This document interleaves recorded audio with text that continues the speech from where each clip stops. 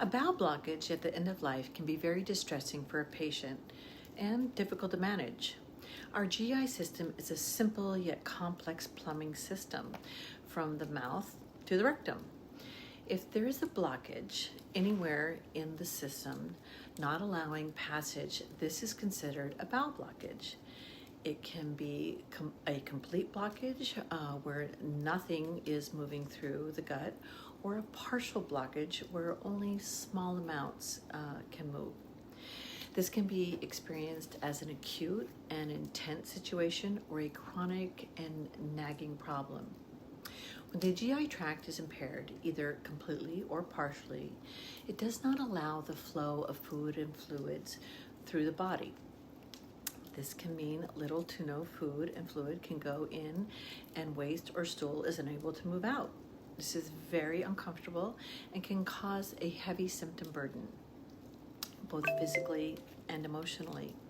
And without food and fluids, over time, the body will head toward the dying process. Causes of a bowel blockage are many and varied. There are many disease processes that can cause a blockage anywhere in the GI tract. It can be tumors, adhesions, hernias, a kinked bowel, and yes, even constipation. Frequently with bowel blockage, there is inflammation associated with it. There can be inflammation in and around the blockage, making the actual blockage worse, and the bowel itself can be inflamed, causing it to be swollen and sluggish. What is important is when on hospice and at the end of life, the focus or goal is always first to treat the pain and discomfort associated with a bowel blockage.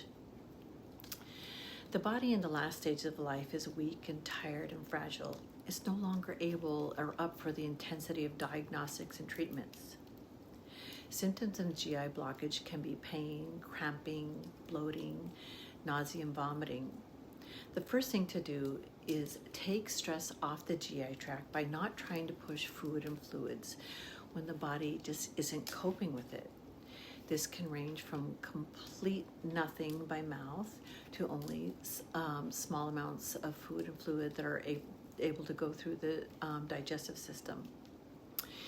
It is always okay to offer ice chips, even if they are not swallowed, and mouth swabs to keep the mouth moist and comfortable.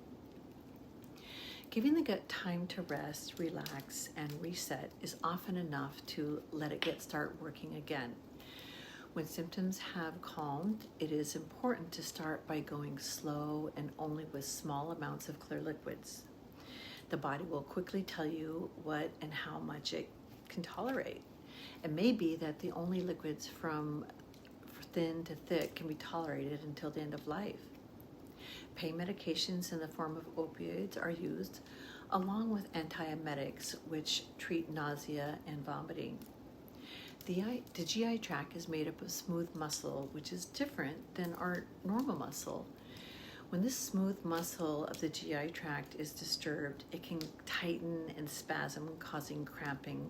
That can be intense. There are medications that relax this smooth muscle and can be very helpful. Steroids tend to be helpful with GI or bowel blockages, as it decreases the inflammation in and around the bowel or the source of the blockage. Treating and preventing constipation is a must at end of life. Constipation can lead to a blockage, and it generally is preventable. Your hospice team, with the direction of the hospice doctor, are the experts at managing symptoms from a bowel blockage. They also know when and how to offer medications for symptoms management when a patient cannot tolerate anything by mouth.